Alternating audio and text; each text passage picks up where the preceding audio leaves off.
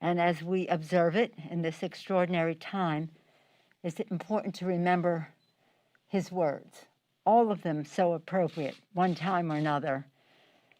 Today, I remember him saying, "True peace is not merely the absence of tension, it is the presence of justice." I particularly am drawn to that phrase because one of my favorites that I have in my office is Pope Paul VI. He said, "If you want peace, work for justice." The connection is very clear. Justice is called for as we address the act of insurrection that was perpetrated against the Capitol complex last week.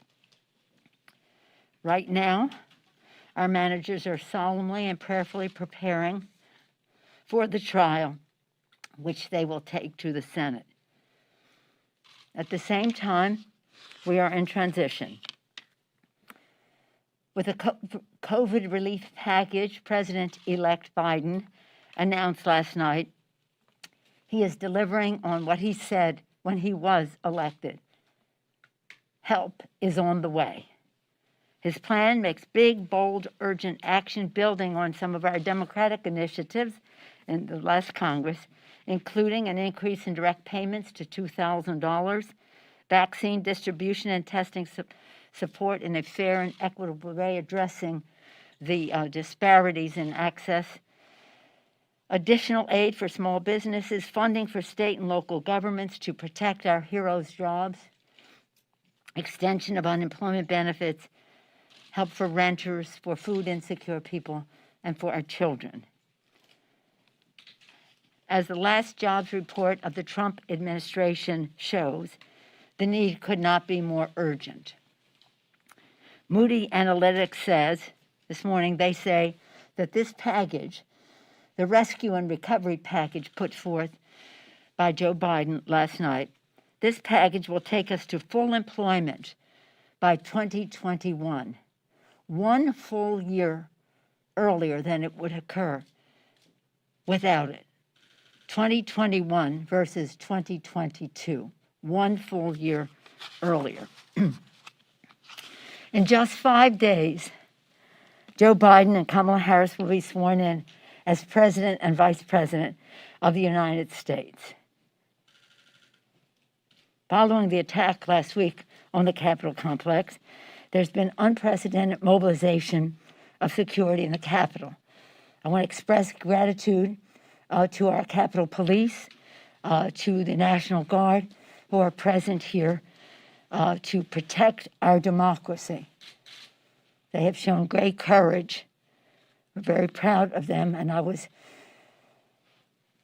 honored to be able to extend gratitude to them in person on behalf of the Congress.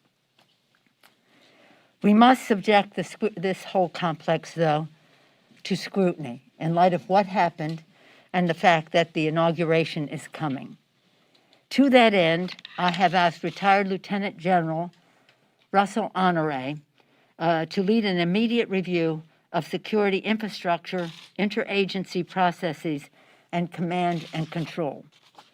The general is a respected leader with experience dealing with crises. As a former Vice Director for Operations, J3, with the Joint Chiefs of Staff, his focus was military support to civilian authorities. And he has experience with the National Capital Region's security. House leadership has worked with General Honore, seen up close and personal his excellent leadership at the time of Katrina. Particularly Mr. Clyburn was the head of our Katrina task force. So he and I and others know full well how fortunate we are that the general has accepted as willing to do this. Members are moving forward with strong oversight from committees, of course, to have after-action review. There is strong interest in the Congress in a 9/11 type commission, an outside commission, to conduct that after-action review.